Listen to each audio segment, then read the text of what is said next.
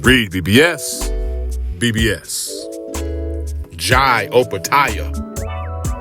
I won't pretend to know much about Jai Opetaia.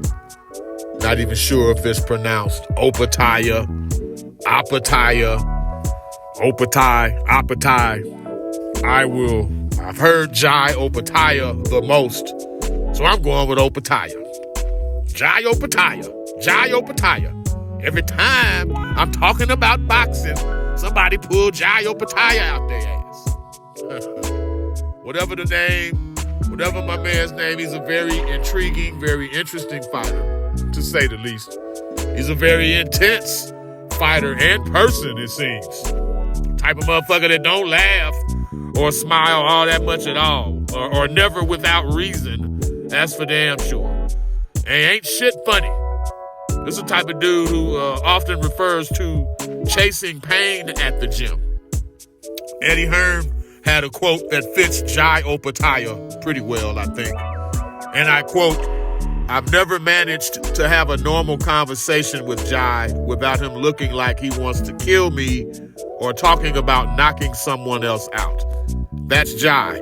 He's an animal." And there it is. Chasing pain at the gym, huh? That's the type of motherfucker you hate to spar. The motherfuckers that's looking for pain. Coming to the gym looking to get hurt that day and shit, or hurt somebody. Like, goddamn.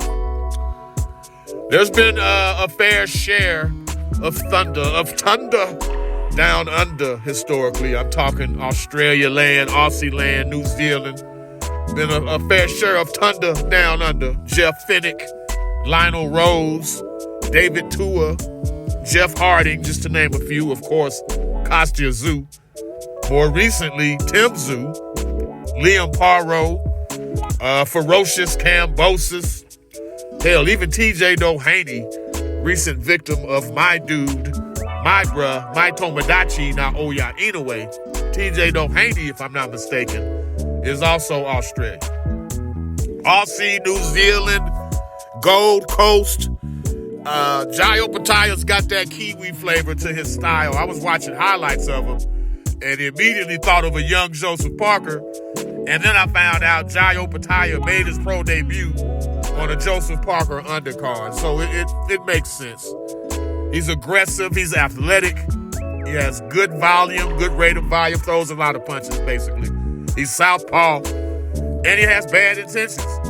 Going back to the Eddie Hearn quote, he's a serious-ass motherfucker, and he's serious about his career. He was a 16-year-old or so, Olympian in 2012. Like, goddamn, he was a child over there, putting in work in the Olympics. That's what's up. Fourth-generation fighter on his father's side, third generation on his mother's side. And you can see that relaxation, the composure, the calm under fire, and the way he fights as punches are being exchanged and shit. That's all attributed to Jai Opetaia's pedigree. He's beaten Morris Bradis twice, two times.